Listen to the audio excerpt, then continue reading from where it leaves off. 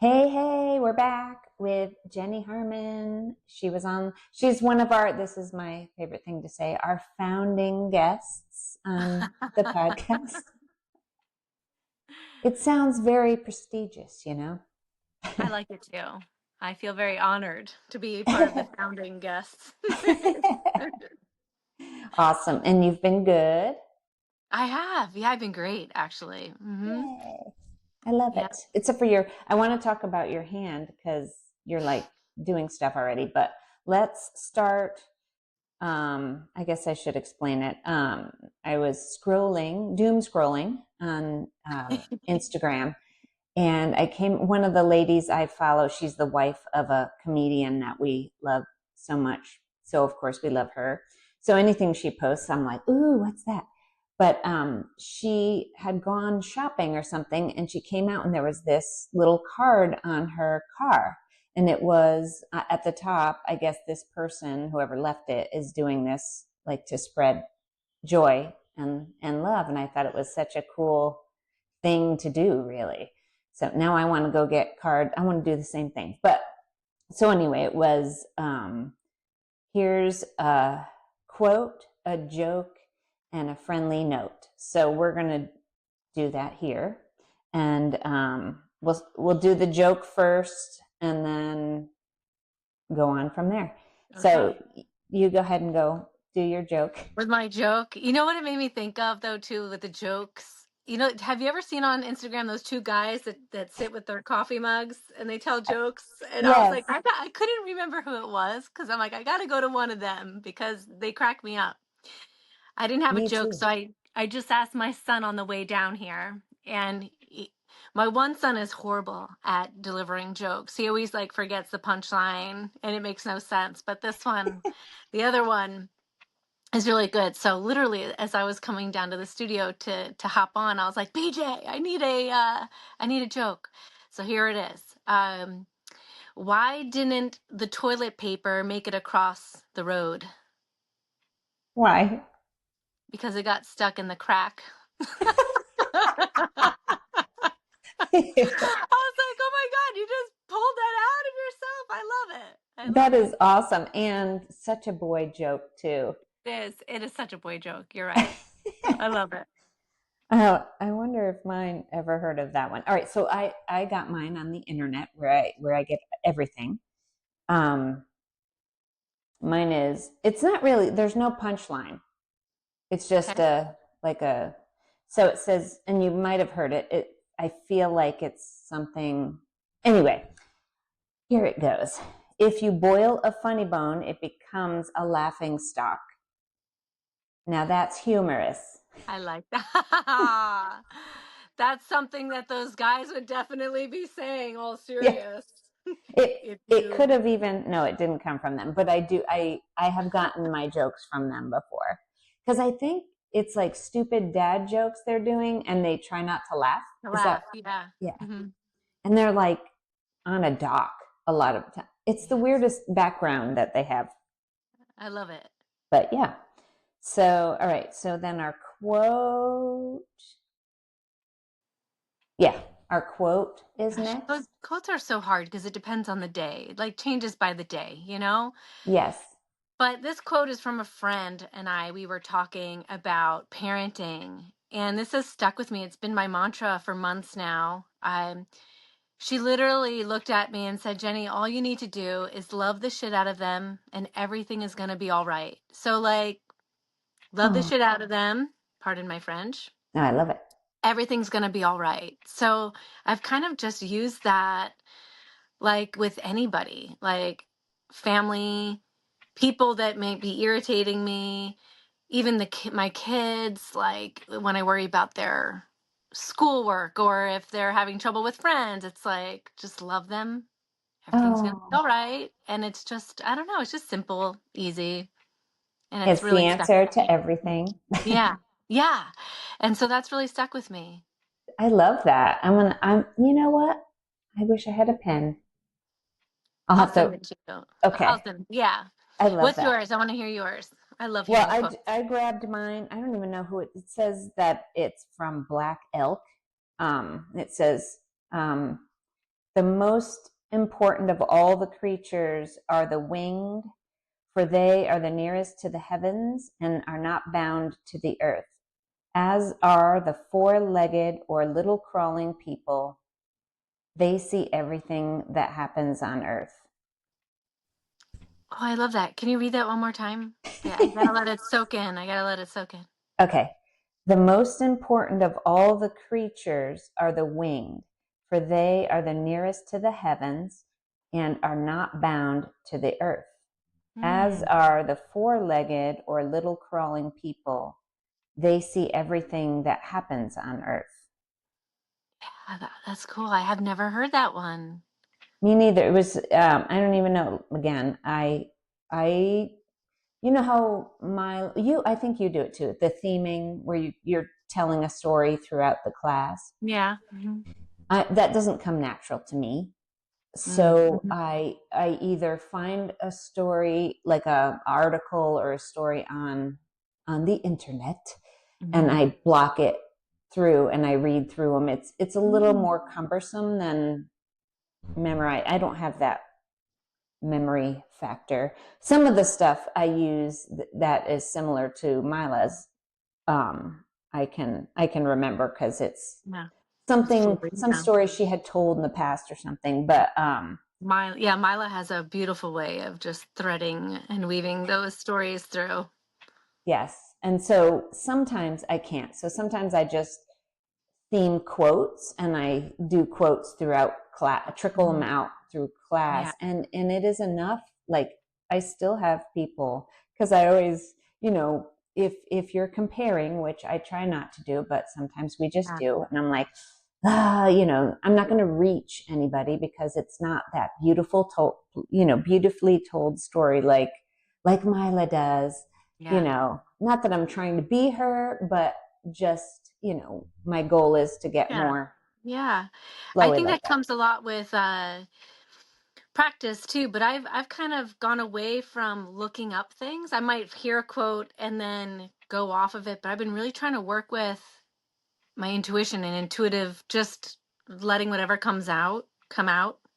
And so it's not always like the best, sometimes it really resonates. Sometimes things are just flying out of my mouth, and other times I'm like, why did I say that? That sounded, so stupid, but I've really been doing this, like trusting whatever comes to mind, because I read so many things, so many inspirational things, listen to so many things that are inspirational, that I don't know, it's all in there. So it may not sound like Mila has a way of doing it where it doesn't sound like it's always, you know, this whole thing that she constructed and put together. It just kind of goes. But I found that a lot of times when I do that, it comes across out of my voice as being like it doesn't resonate when I say it, when I plan it. So I've had to get away from that a little bit. But Yeah, I've been trying to, lean into the fact that, because if I do that, I'm not quite, I think I'm not comfortable. This is going to sound, I probably said this already, but I'm not comfortable being, I was never going to be a yoga teacher, but something about the yoga teacher training, like, got to me and made me need to do it or something. I don't yeah, know. yeah, But I don't feel comfortable yeah. being in front of a group of people, which is Maybe. weird. No, So I don't think that's everything weird. I think there's still, I is mean, I've been panic. teaching for 8 years and I still deal with imposter syndrome. It's like, what? Where is this coming from? Yeah. But I And do that's find that I'm more energized around groups than one-on-one. I'm getting better on one-on-one, but maybe you like one-on-one more. I don't know. Or maybe, maybe, I don't know, maybe smaller groups. But maybe if I have, because I'm working at a studio right now that is newer, like hmm they just opened, oh, just fun. last year, like last August or something like that, I think. So we're still building classes. So Yeah. sometimes I have two people, sometimes I have one. Yeah. Maybe that's what I need when I need to practice more of the intuitive, like Because then if I mess up, I can laugh it off and Yeah. they And can, you have two people, so you can really tailor it to them and whatever's, I don't know. It's yeah. hard though. It's hard. Yes, So after all this time, it's like, why am I yeah, so nervous getting up? Or why do I have this imposter syndrome sometimes? It's so silly. it is. And they're probably doing the same thing. Like, I'm not really a yogi. Am I a Yogi. yogi? Yeah. Because I've done that on my mat too. Like, is anybody going to notice I don't know what I'm doing here? Yeah. Yep. Which is, yeah, that's just a natural, I guess. But oh, the friendly note. So this is one again from the internet that stuck with me, like you were saying. And the first time I saw it, it was there was a picture of someone's hand, and it was written on their hand, this quote, Mm. but I couldn't Oh, find it. So okay. of course I just go on to Pinterest and I'm like, quote about coffee being magic, and boom, Yeah. it shows up. But it's like a meta meditation. So I'll read it to you. Um, it says, I hope there are days when your coffee tastes like magic, your playlist makes you dance, strangers make you smile, and the night sky touches your soul. I hope there are days when you fall in love with being alive. Um, I and that love was that. just like, I don't know, like my wish for people, like everything. Like, have you I ever love this tasted your little coffee? exercise. Yeah. Yeah, I love it. It's so sweet, this. I love it. And I love that you'll have to send me that one. Yes, I will. It's not written on somebody's. That was my favorite part, was that they It was somebody amazing. wrote it on their hand and then took a Yeah. picture of it. I'll find it, because I'll send you that one if I can find it. But I read that one. That one is my um end of class after, like, the sealing the practice. I love Mm-hmm. that one because it's usually morning. Mm-hmm. Are you morning teacher? Me too. Yeah. I have one class I teach at night and I have to drag myself to it. I'm like, oh, I'm so tired. Yeah, I'm not. that's how I was. Yeah, Mhm. by the time I get going, it's fine. But I'm like getting there. I'm like, oh, do I have Yeah. Yep. energy? Yep. I I guess, feel you. I was the same way. Now I yeah, can't teach at night. The boys just have too much in the afternoons, so it's just too much. So, but I it's love that. I'm funny. gonna get that quote. I hope. Yeah, yes, We're gonna say it's funny. it's funny. I don't have kids running around doing stuff anymore, but I still have that. You're gonna laugh. My dogs. We have a lot here right now. Um, so it's that witching hour. And so it's just like I have to do this and this and this and this and this with them. So, and if I have my normal work and then class, and then I have this window and I'm like, oh my God, it's so much. I can't, it feels that, like that same, even though I'm not leaving the house, it's all right here. Yeah. Like that, I got to bring this one here and this one over here. And you're like, bing, bing, bing. Yep. But Yep. really, I do find, but it reminds me of that whole, those days. And I say sink into it because I wish I had that still. Yeah. Yep. I try to keep that in mind. I really do. Yeah. But I just had my older son, who is, oh my God, 27. He'll be 28 this year. Oh my Wow. God. He just called and was like, "Hey, what you doing? I'm gonna bring we set up a couple of disc golf Oh, fun. things around the yard." So he's like, "Hey, what are you doing?" And I'm like, "Nothing, blah blah blah. Do you want to come over for dinner and we can play disc golf?" And he's like, "Yeah." And then he's like, "Do you want me to come over now?"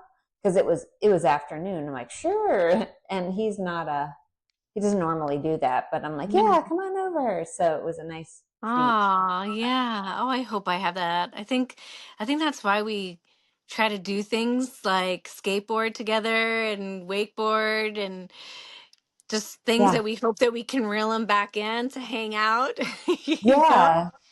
Yeah, But it and we is. play disc golf too. It's been a while. We maybe last summer, so it's been a while. But that I like that too. I You just reminded me of disc golf. Yes, it's such a nice way to get outside if you're not an outside person, but you love to do stuff. It's Yeah, like, and you suck at regular golf, there you have especially it. like boys. I feel like sometimes my boys, anyhow, they're not big into hiking. But if we're walking through the paths and they're throwing a disc, Yeah, that's much different. I can get them to walk when there's a mission or a competition. that's funny you say that. My younger son, who his girlfriend, she loves hiking. And she's like, "Come on, let's go on a hike. I just want to get. Come on, let's go." And with the dog, when they had Mojo, we temporarily have their dog here, which was my dog slash Richie's dog, but he's here. But they usually, so the girlfriend's like, "Let's go on a hike, blah blah blah," and he's like, "Ugh, a hike." So I'm like, I'm like, "Katie, you have a great compromise here. You could walk along with him while he plays disc golf because they have some really good ones where he was at the time in Huntsville, Alabama. And Okay. they have some good courses, and you're out in the sunshine, but then you kind of weave your way Yeah. through kind of a wooded area Yeah. and stuff. Hmm. So I'm like, it's sort of like hiking. Yeah, we have a couple of those around here, believe it or not. And it's Yeah. I love it. I love it. Have you been to the Roswell one? I haven't yet. Roswell, where is it, by Roswell area or is it? I'm not I sure. forget. I'll find out. But Yeah. Justin, my older son, they keep going back. They're like, it's such a great course. Yeah, let me know because I don't think I've been there. I've just been in Woodstock. There's a couple. Oh, cool. Yeah, I'm so glad there's some. Although I'm such a homebody, I'm like, I'll just go outside and do it. Yeah. Where are you again? Are you in Duluth? No. No, I'm in Cumming, Coming. Okay. um, but I'm on the Cherokee County side. Okay. Okay. So we just moved 2 years ago Hmm. over to. We built this house, and Yeah. I remember watching it. It was so oh much yeah, fun watching it. yeah, it was so much fun. I don't think my husband would say the same, but I had a blast. It was cool to because the builders have their own like interior decorator like already kind of included into the price. uh, So I go over that's there, yeah, and I'm like, yeah. I have all my Pinterest boards. I'm like, here it Yeah. all is, and she'd be like, yes, yes, yes, no, yes, yes, yes, no. She was Yeah. really cool. Like most of it, I she was like, yeah, yeah, that'll be fun. Do that, and but when it was really kind of off compared to the rest, she was like, you might want to just tweak that a little bit, and so, I phew. would get overwhelmed. I would just get overwhelmed and overthink things. I know it. Well, And then yes, I get bored of things too. So all my walls are all gray because I get bored if there's a color.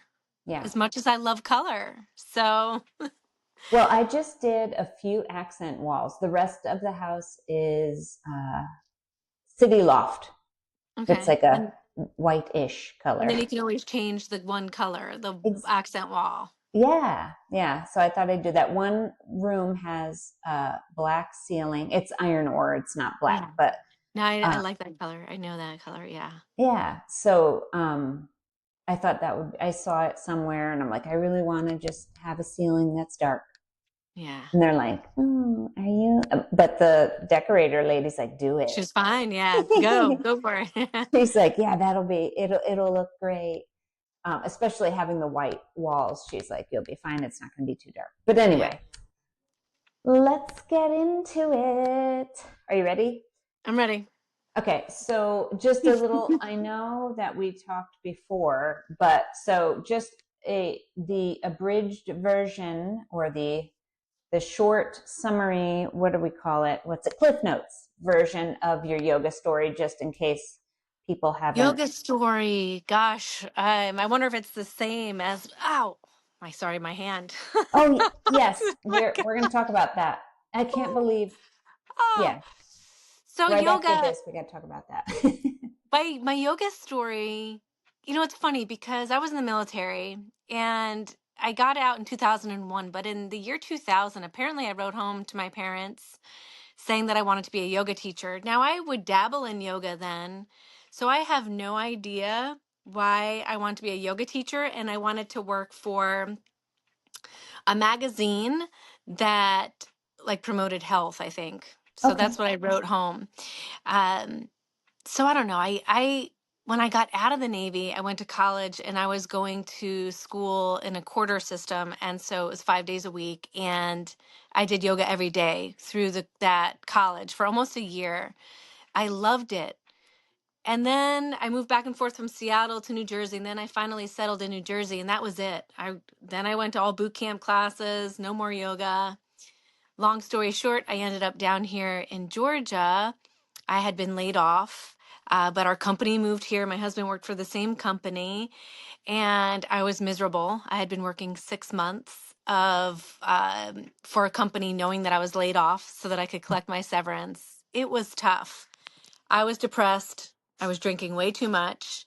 I started staying home with the kids, which to me it's not like my ideal job, and it's much more boring, and I didn't know what to do with my time. And that's a whole story in itself. But I joined Lifetime Fitness and I ended up in the studio. And on the studio, on the mat, when I started practicing a lot, that's when I really started to hear that internal voice. And so after about a year and a half of practicing, I went into the yoga teacher training. And that Oh, is it. That was, and I haven't stopped. It's been, almost 9 years now. wow.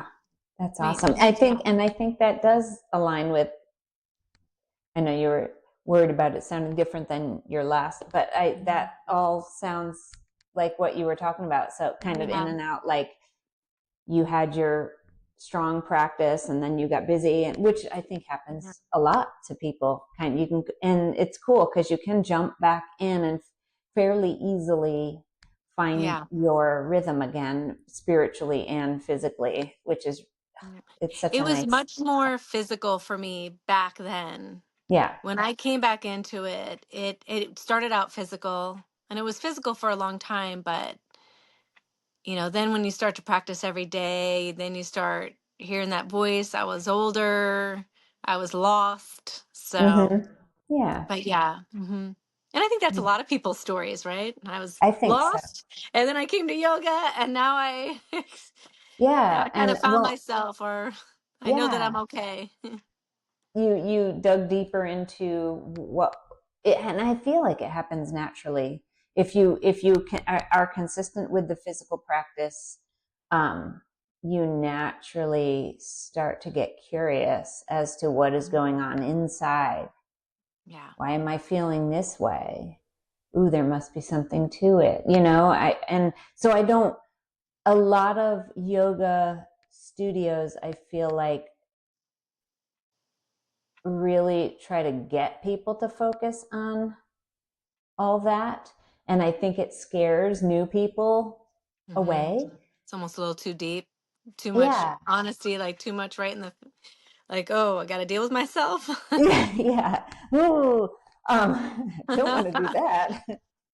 But it kind of secretly happens. And I love it if you just let Yeah. them go. And if it doesn't, then that's maybe not what they need. Maybe they just do need the physical thing. But I think if you're naturally kind of like, what am I doing in life? It it Yeah. makes you're thinking and you're paying attention to yourself on your mat. And I think it just pops up naturally and you're like, oh, Yeah. okay. Oh, wow. Yeah, I think that's also why I used to get the question a lot when I worked at Atlantis Dream Farm, Love Goga, the goat yoga, the farm Oh yoga, yeah. Uh-huh. because people would be like, do you even get any yoga done? And like, what's the purpose of it? And I really feel like it's almost like a gateway for people, especially people that have never tried yoga. to get a few postures in. There's the animals there, so it's not as serious feeling. Then they kind of understand a little bit the physical part of it. So then maybe they'll step into a yoga class somewhere because they've done yoga, and Yeah. it just opens the door. So And they get a little connection with the animals. I've never done it. I want to still. It's on my list. yeah, yeah, yeah. I Not the like yoga, but the the yoga. animals. Hmm. Yeah. I mean, I do it with the dogs all the time, but Yeah. that Yeah, there's counts. something about little goats jumping on your back, or at Atlanta at Love Goga, the horse would come around, or she'd bring the pigs Oh, in, or the llama. The cat would always come and lay down. oh, very cool. And then we also went up to North Georgia Zoo, which I think they still do occasionally with sloths, the kuni pigs, Oh, not kangaroos. What are the smaller ones called? I can't remember. They look like kangaroos, but anyhow. oh, I know what you're talking So about. they have big wolf pups that you can do it with. Oh, that would be so cute. Yeah. Yeah. So I just I like would being do around that. animals. Yes, we have a little, I don't know if, I guess it's a farm. Yeah. Chickens, but they have two donkeys. That's why I was laughing. I'm like, is she over Awesome. by my house? You had the Oh, when I video. posted that video, oh, I love them. I love donkeys. Me too. And especially when they make When they their, bray like that, yeah. they make some funny noises. Um, so there's two donkeys, a couple of goats and some chickens, and they have pigs, but they aren't in the area where they can come up. And then they have a couple of horses. And yesterday, I don't know why I'm telling you this, but yesterday, there's no point to it except petting animals. That's So there was a okay. horse. There was a horse, and he was hanging his head over the fence, looking at the other horses on the other side of the road, like Oh, having a conversation or whatever yeah, they I were doing. love that. I love it. So I was like, I had my dog. I had two dogs with me at the time, and one is a pointer, so she has to point at everything, which I don't discourage. So I let her. We have to stop and Yep. let her point, and I fix her little tail because she's got to do it right if she's going to do it. But then I'm like reaching over. I just want to pet the horse, like letting Yeah. her point Yeah. still. And anyway, I got to pet the horse. I was so excited. I'm I had afraid horses. of horses. Like I Oh, worked with the horse at the farm because they're so big and they're so strong. So I really worked on my yoga there, breathing and trying to pet his, what do you call this? Is it their snout? I don't even know what you call their face there. I I don't know what don't you know call their face. I don't it. know. Well, there is a name for this. I forget, like right underneath their little Yeah. bangs. And I've kissed it. So that was huge, even though my heart Oh, rate was like, yeah, yeah. It's so funny. Looking back, how they allow us to do all these things to them when they could just be like, yeah, get out of I here. like that word, allow. Yeah, they allow us. Yeah. Yeah, Yeah. because there have been times where they did not allow me to do Yeah. things, Yeah. and I got the hint and did not. I'm like, I get it. Okay. Freeze your butt off. I won't put your blanket on or whatever. But okay, I want to talk about your hand because oh my God, so you had hand surgery. This my father-in-law had. I don't know if he had the trigger thumb part, but he had something, in here, Yeah. something. So It's I don't know if you yeah, can see it. It looks pretty Frankensteinish, these yeah. sutures, but yeah, But I mean, those little things, and you're not even like before old school. You were like yeah, you're in down. yeah, Yeah, yeah, and yeah. now you're like holding stuff. They want you to use your fingers to keep the blood flowing through it. And it's like even my hand is still bruised. You see the bruising? Yeah. It hurts. And you don't realize how much you need a second hand. Like when I planned for this, because they said 2 weeks you'll be able to use your hand, but you're gonna have to work with it. 3 months maybe full recovery. Okay. Um, and it varies, right? But I was like, oh, I can play pickleball a week later. And like, it's so hard to even just move my hand Oh without my gosh. these moments. And then you don't realize how much you use it. So even to do your hair or to like clean off a table and put something onto your hand or to hold a pot to clean it or to cook, you don't realize how much you use that other hand. Yeah. Or to Okay. Yeah. open up Explain. your car door or put your seatbelt on or to hold your, I mean, I'm really appreciating the second hand. So Yes. You're like, thankfully that's it is why we my have left to. hand. So Oh, it's, good. I am able to, I'm much better with my right hand. So that's good. But And yeah, what I don't about know what I yoga? was thinking. Yoga. So I went to our community class. We have a community class once a month where new yoga teachers will come in and teach. Um, I went and took the class and I just kind of stretched a little bit, but then I laid down. It's a really good practice for me yes.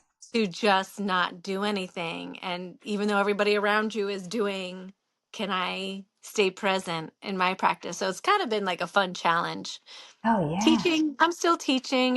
It hurt, but not so much during teaching. It was more so after I taught because all of a sudden I could feel my hand. I was lost in the teaching when I was teaching. Yeah. That But is it. Wow. I yeah, can't so we'll believe how see. far. So it was bothering you for how long? How long before you were like, You I know, better do something? I I had thought that I had nerve damage on my pointer and my thumb. I had picked up a pot that was sitting on our stove. I didn't have the stove on, so it wasn't like a pot that I was using, but the oven was on and it heated up this metal pot. And so when I was putting stuff away, I grabbed this pot, not realizing that it was hot because of the oven, and it burned my fingers. And I just dropped the pot. I felt Oh, like I could feel it in my bones, but it didn't hurt the surface of my skin. It was more of like, ooh, like nerve damage. yeah. So for a good year, I couldn't really feel my thumb and my pointer. Oh, So I wow. thought it was associated with that. Then I started noticing it going into my other hand Oh, and I started noticing it coming down. So I got tested and they said carpal tunnel. And then okay. my thumb was getting stuck. So we just went ahead with both. I don't know how people get both done at the same time. And I'm like, Ooh, I mean, I know get it over with, but I mean, it's hard for me to do anything with this. Pulling wow. my pants up, getting dressed. I'm like, a bra, I can't put a bra on. Oh I'm my like, God. Yeah. help Like, me. somebody help, please. Brushing my teeth. I'm like, how do you get the toothpaste without the toothbrush falling over? I mean, it's like Oh, yeah. little things you don't think about at all. So, whole new appreciation for my second hand. Yeah. I can't even imagine. Before when I don't think there was the whole philosophy of not using for a few weeks, like just letting it rest. Yeah. You have to have like a whole other person with you to help you Yeah. do To anything. do anything. Yeah. Yeah. It's different. I mean, 2 days after they wanted me to take the bandage off and move it. Wow, So, that's crazy. Oh, and like my husband got a hip replacement, ooh, and you're like, right up out of bed yeah, after that. Yeah. And you're yeah, moving it.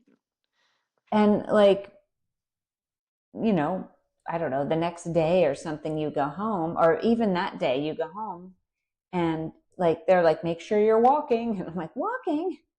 Yeah. Oh my God. And I remember my aunt when I was a teenager getting knee surgery, and they're like, Right don't, away. well, Oh, no, yeah. back Don't back then. then. Yeah. And now they're like, get up, let's go. And I'm like, oh my Yeah. God, it's crazy how much. I mean, I know that's a longer time frame, but it's Yeah. crazy the amount It of is. even heart surgery. I remember I had a client one time, and he's like, oh yeah, I got heart surgery 2 weeks ago. I'm like, what? And you're, That is crazy. I can't even imagine what it's like now. That yeah. was back in the day too.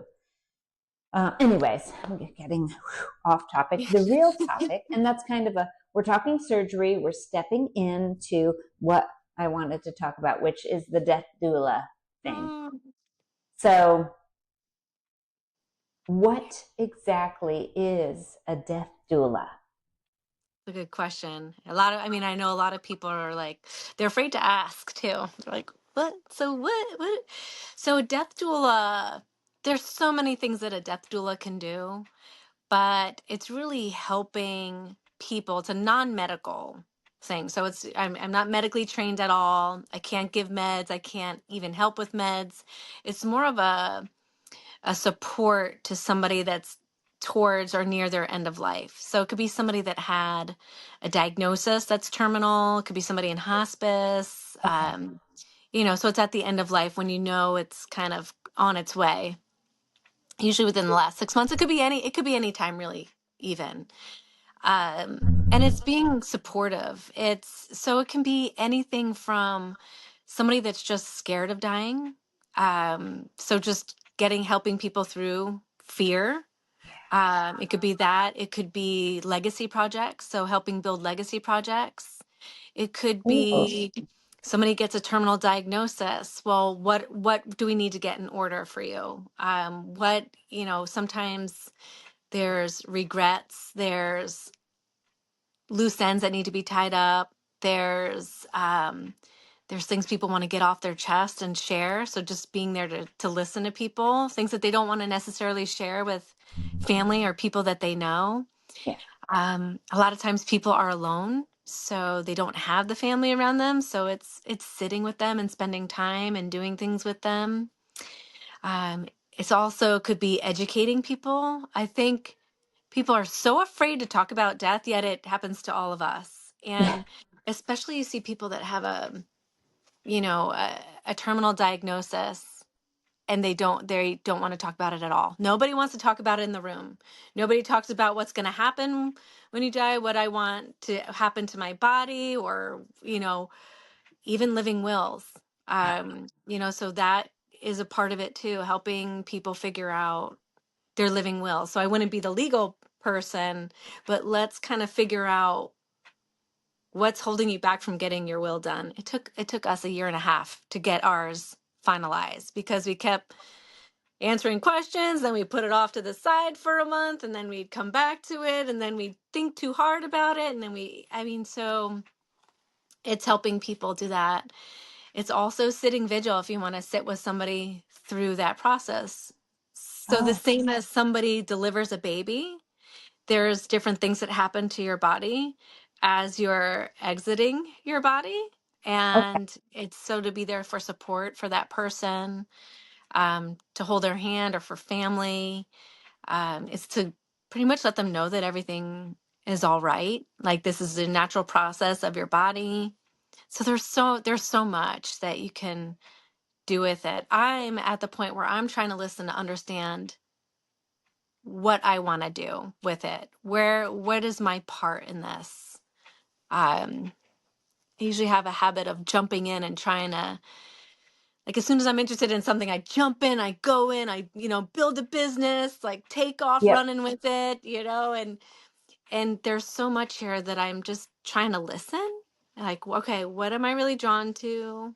What is my role? What do I want to do? And it's been really cool. I've been volunteering with hospice now, so I have been sitting with people at the end of life. I haven't been through that very last breath with a stranger, but I really enjoy it. I know that was part of my hesitation for doing this and getting trained on it, was this, why are you drawn to people dying, Jenny? Like, what's wrong with you? Like, are you morbid? So these were some things that I had to figure out on my own. Well, I was thinking just initially that, you were thinking, in my head, I was like, oh, she's helping people that don't want to be alone when they pass, or that they have someone there with them while it's happening. Because to think about that, to just be in a bed by yourself, Yeah. it would always, it's nice to know that that there are people There's that people. can come and sit with you, which is very Yeah. nice. So how Yeah. do you, like, is there a way to find people like you? I think looking online, and if you start to look for them, you'll find them, but it's not a huge market. It's not a big thing right now. I think it's growing because people are starting to see the benefit of it. Yeah. There's a lot of commonality in the end of life, the way people feel regrets. Regrets are big. Yeah. Getting things off your chest, feeling guilty, fears around it. And the non-medical person can be there just as somebody to hold space. And I think that's kind of where my yoga training and being yoga teacher is almost part of leading me up to this, to learn how to hold space for people. Yeah. And so it's really holding space for them for whatever they're feeling, and to know that it's okay. There's no judgment. Um, a lot of people share secrets from what I've heard. I mean, I haven't gotten that yet, but, things that they just want to get off their chest. There's a lot of things you go through. And I even think about death doula in the space of grief too. So grief, dealing with grief, how you deal with grief. And if you Yeah. think about it, we've been practicing our whole lives for, like, we deal with little deaths all the time, whether we change or get married or have a baby or get divorced or somebody passes away or we graduate college. Those are like all little deaths. And so, grieving it's a big part of life, and death is a big part of life. So I see it extending. So this is where I'm kind of like, where is this space? Where am I at? And I did some sober coaching training for sobriety, but I'm really looking at midlife through the end of life is kind of where I'm interested. Midlife, when we hit those crises, which I really call awakenings, and keeping death right in the forefront, because it's something that we think about when we get older. I think there's a point when you're like, ooh, our parents start to get sick or somebody passes, and you realize you're not young anymore and this could happen any day to you, and then anxiety creeps in. So I see myself in this larger space with it. But I still want to sit with people that are at the end of life. I'm loving that with my volunteering at hospice. There's just something really special about it. There is, yeah. And I didn't even, I think, people are so busy living and afraid to witness that. I don't know, it's like you're going to catch it or something. I don't know. Yeah. It's a Yep. very Yep. Yep. taboo situation, wherein I think, people feel like they can't deal with it, like Yeah. family members and stuff. Like I can't. Ooh. And so and I tend to be like, oh my, for I'm one of those runaway, think about it for a second and come back people. Yeah. Yep. Yep. um, but yeah, that's it's such a great thing that you're doing Yeah. with And I've even people. considered, so I'm considering kind of like workshops, even where I guide people through a death. So essentially a Oh, death meditation. And then we kind of get a little bit more comfortable with it and see what comes up, because you don't want to be on your deathbed like now thinking about, all right, now what? Now that I'm going to die, like what's going to happen? Where are my things going? Who's going to take care of my kids? Whatever it might be. Or gosh, I wish I would have communicated with that person more. I wish I was more myself and didn't worry so much about that. And so, but yeah, I think people are really afraid uh, that if we talk about it, that it's going to come sooner. yeah, So that it's going to happen. And that was yeah, part of my fear of when I initially, I mean, several years ago is when I first heard of somebody being a death doula. I was in a yoga teacher training, and she said she was going through training for death doula. And I remember like feeling like, ooh, like that's really cool. That's interesting. And I kept having moments like that of things coming like, ooh, yeah, somebody just got a terminal diagnosis. That's awful. I want to help, things like this that yeah, kept popping up. But then me questioning, like, gosh, why do I want to be around, like, why do I want to be around somebody who's like, isn't it depressing if somebody's talking about death, and if they're dying, if they have a terminal diagnosis, or this person is gonna die any day, they're literally on their deathbed. Is that like, is it that I want to die? Like, those were thoughts that I had to Oh, yeah. kind of really look at as to why am I drawn to this? So To I've gain learned that, insight? I don't know. yeah, I mean, it's almost, maybe I thought about when I found out I was pregnant, one of my biggest fears was giving birth naturally. I oh, yeah. remember just growing up being so afraid of it. So when I found out that I was pregnant with my first, I told my husband, that's when I told him, I said, I am so scared of giving birth naturally. And he's like, well, you can, there's the epidural, whatever. And I said, no, I gotta face this. Like, I have got to face this. Otherwise I am gonna, like, never know. I mean, the women do it all the time. They all get, back in the day, they all gave birth without anything. So I did Yeah. it. Oh, gosh. And but I got past that fear. So when I think about death doula and helping people, and even just my facing my own death, I think about that it could be much more peaceful than this anxiety that I build up because I'm afraid to think about it. But it's gonna happen. Like, you're gonna give birth to that baby no matter what. You're gonna die eventually, no matter what. Like, there's no way out of it. Yeah. So Gotta face it.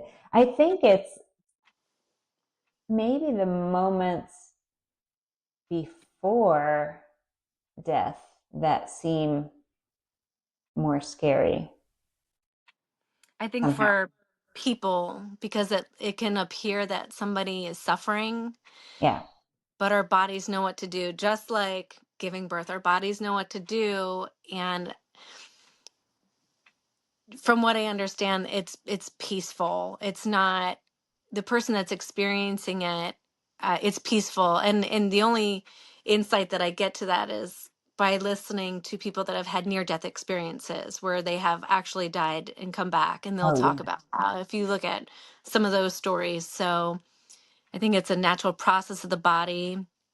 Sometimes you'll hear gurgling in somebody's throat, and you think that they can't breathe and that they're choking, but they're not. It's just a sound that's in the back of the throat, and they get so into, that deep meditative shavasana, corpse pose, Yeah. um, state that we make it worse off. So, and that's where the education piece comes in. If we can educate people, look, this is what they're going to go through. This is the signs, the symptoms. This is what's going on in their body.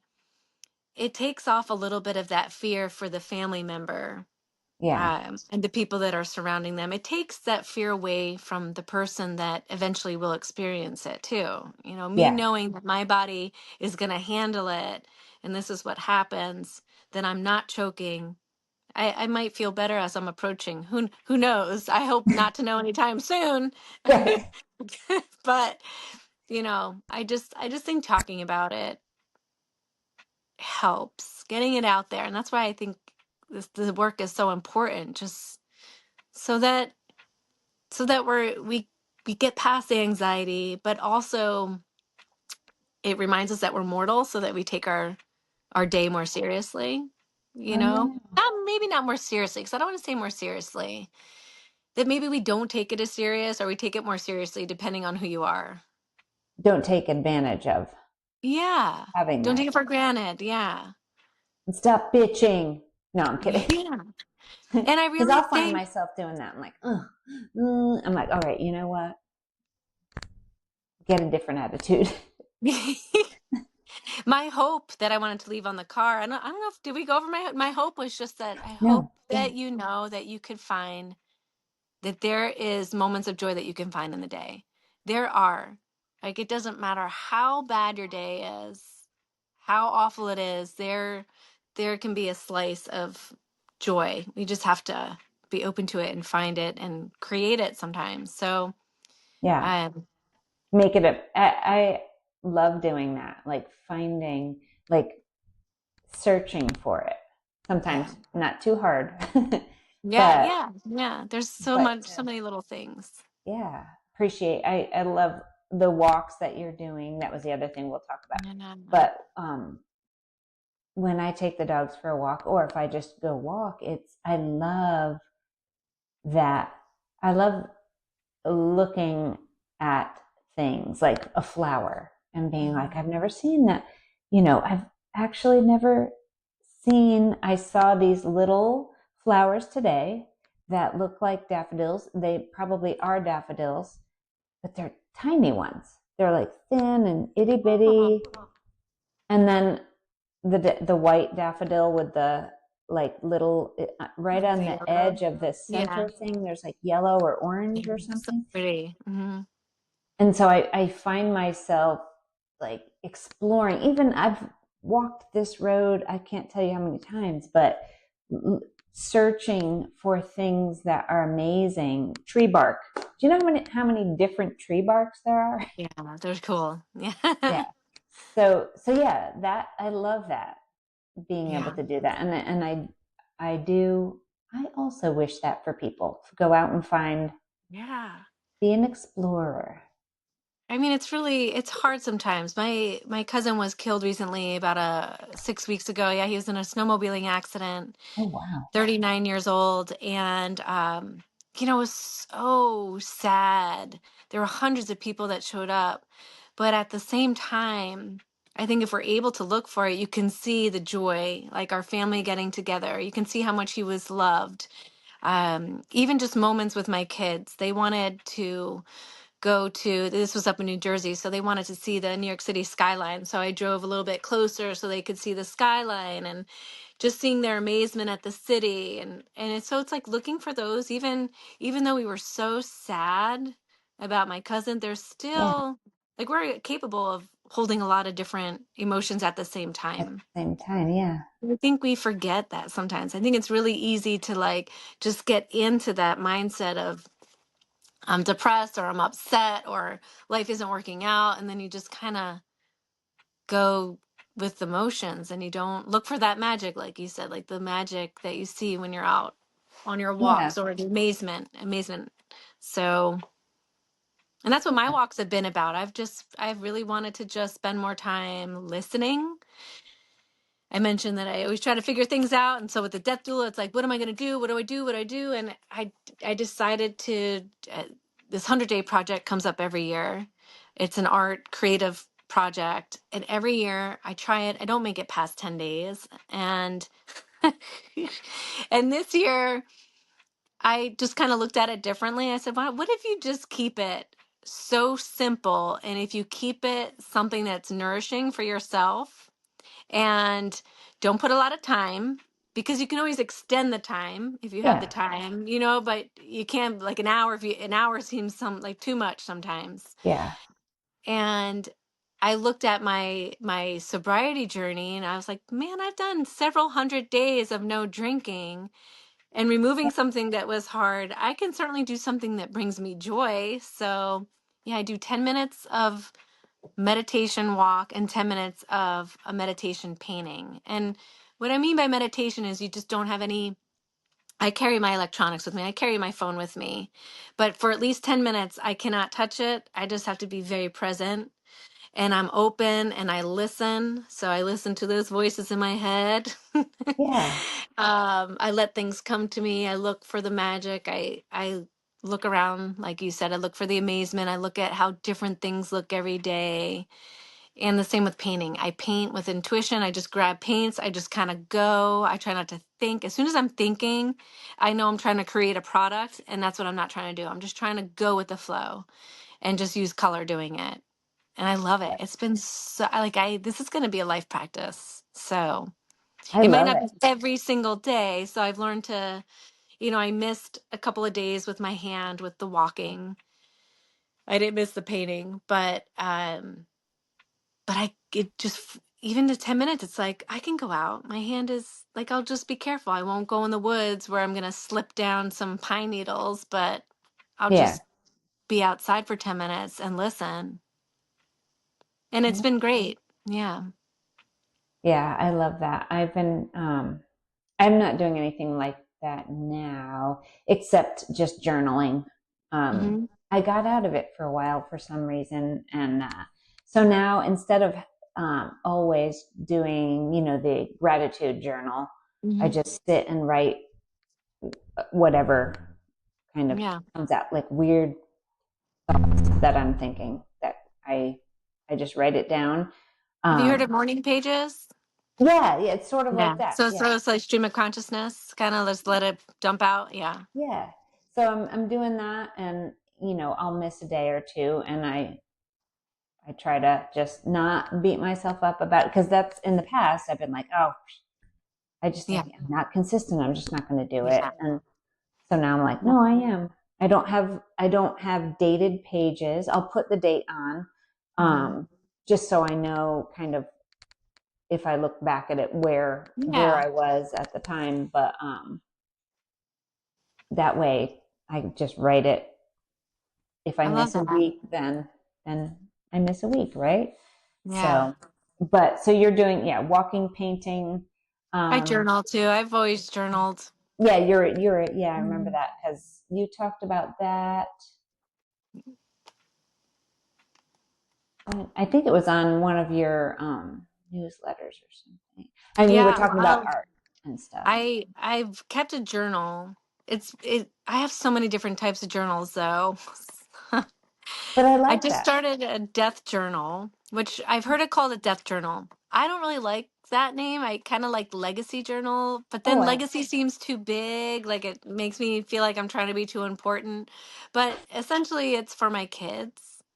yeah, So I'm trying to put like anything that comes up, advice, things that they're not listening to now, yes. that you try and tell them that maybe when they go back. So I'm kind of exploring with that. And I also find myself, I've been thinking about this for months now, and I think it's time. I want to go through all my journals and I want to start taking out pieces that I want to keep and maybe burn the things that don't matter Ooh, or do some sort of release because there is a lot of venting in there, but there's also like these little nuggets that are really cool. And if I could create this book, which could probably be for them too, yeah. this legacy journal, I got to come up with something else. Excuse me. I'd like to put it together. Like I'd like to have it in order. And so that, I don't know, I just want to create this book with it. So we'll That would be see. awesome. Yeah, that's a good idea. You should have a Yeah. group on that. How fun would that be? Everybody bring Well, their so journals and that's one of the things that I've thought about with this death doula stuff and midlife is thinking about a community space, an online community space. Although I want things in person because I really like the human interaction. But how many times do you see somebody that's been given a book? And I know I've been given a book where it has all these questions that I need to answer, or I've given it to my mom, and nobody fills them out. But if you have a space where you show up once a month or twice a month, and we go through these questions, or you go through the questions to help you with your living will, for instance, oh yeah, or like let's talk about if you're put on life support, like get through like and oh yeah. just have these conversations and have this creative space, but so that we have something. Because I hear so many people that, yeah, I want to do that for my kids. Yeah, I've always wanted to write letters to my kids. Yeah, I want to have just like something or a book. And so that's one of the things that I've thought about. But again, I don't want to jump in, and that's part of this 100 days. I'm really trying to listen and see where this is going while I volunteer, while I explore, while I listen to the universe, just guiding me what's my next step instead of forcing it and instead of trying it. So kind of Yeah. trusting that it's going to come, whatever it is I'm supposed to do. Well, that might be something that I feel like I feel like there's a lot of people that You're probably the would come out of the woodwork with it. 10th person, and I haven't talked about this very much at all, but yeah, probably To the 10 10th people, person. they're all like, yes. Yeah. Yeah, Well, if you maybe. need any help, seriously, because I would either attend.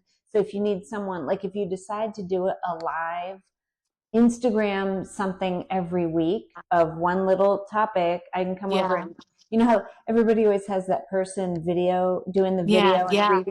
reading the questions people are Yeah. asking. Yeah. I could do that for you Yes. if you want to. I know this is part of where I'm going. Like legacy has just been a big word that Yeah. keeps coming back to me. There's this beautiful documentary that I watched. It's called Ankle Deep. Oh. There's one on drugs, like an addict. It's not that one. It's on this woman, and I can send you the link. Yeah. It's this woman that she was in her 30s, I believe. She got a terminal diagnosis, and she had leukemia or something that she had like 6 months to live. Oh, okay. And she decided, she was an artist in Seattle, was into all sorts of creativity, theater and stuff, and decided to put together this, got all her friends together. They created costumes. She choreographed this whole scene of this dance that all of her friends did in the middle of this, what do you call it, with the water splashing up in the middle. You know, it's Oh, a very simple fountain? word. I don't Yeah, know. yeah. Like a like a like a wading pool fountain. And they did this dance. Oh, And very I cool. just thought, like, so she wanted to leave that behind, that feeling behind for her friends. And I just Oh, thought that was so cool. And that's kind of why I want to create some sort of book for my kids. God forbid anything happens to me, or even when I'm like in my 80s or 90s, hopefully, there's like this joy that's left with them, not this sad, heavy, although those feelings oh, can be there, um, but just some joy too. yeah. Oh, that's awesome. That's kind of, this legacy is just something that keeps coming to me. Legacy building. That's what you could do. Yeah, Workshops. legacy building, and I've got a whole bunch planned out already and stuff. Oh So, my but God. it's, yeah, I know, but again, I'm like, all right, Jenny, calm down. Let's wait. Let's just see like where this is going.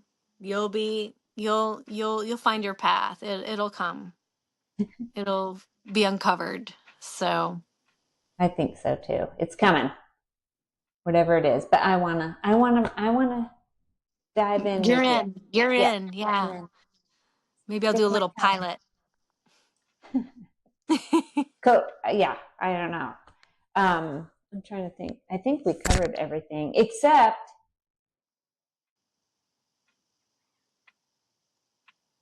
insurance. Back to the death doula thing. Mm. Like, does insurance cover that? Or I Right mean, now, I don't, I think most of the time it doesn't because it's not a mm, medical support, but there right. are always some ways that they can kind of work it to where it could be covered under like counseling or something like that, but it's not medical. So more times than not it's not. And it's kind of like coaching in a way where coaches, the the cost can vary too. You can have $25 an hour to 100 plus an hour. There's packages. So death doulas, depending on what they focus on or what's included in their package, all that would vary. Okay. And yeah, again, I'm like, I'm far from that right now. Maybe not, I don't know, but I'm still in this space of, gosh, I really like volunteering for these people. Like, do I Yeah. want to sit vigil? Do I want to be on call to sit with somebody? Um, I think Or do you more, want to take payment for that? Or do you want it to be, yeah, a community or something yeah. more, yeah, accessible. So I've thought about death cafes too. I don't know if you've ever heard of the term death cafes, where Uh-uh. it's just a space, an in-person space that you create. They can be online too, I guess, where people just come and talk about death, their diagnosis, grief, any of that. So those are things too, or educating people. There's just so much in this space. There's so much. So I'm overwhelmed with excitement for it, but Yeah. it's like, okay, what? What exactly? And I think I'm more in the space of living the most while you're still here, whether it's a couple of weeks, whether you're in midlife and like, oh my gosh, I'm getting older. I'm realizing this. My mom just passed away, and now I'm just like, so that's kind of, I feel like where I'm going and volunteering for people in hospice because I just love seeing their faces light up. So, Yeah. Oh, it's got to be so nice to have like, oh, somebody who doesn't even know me wants to sit with me. It gives them that lost yeah. sense of belonging. I don't know.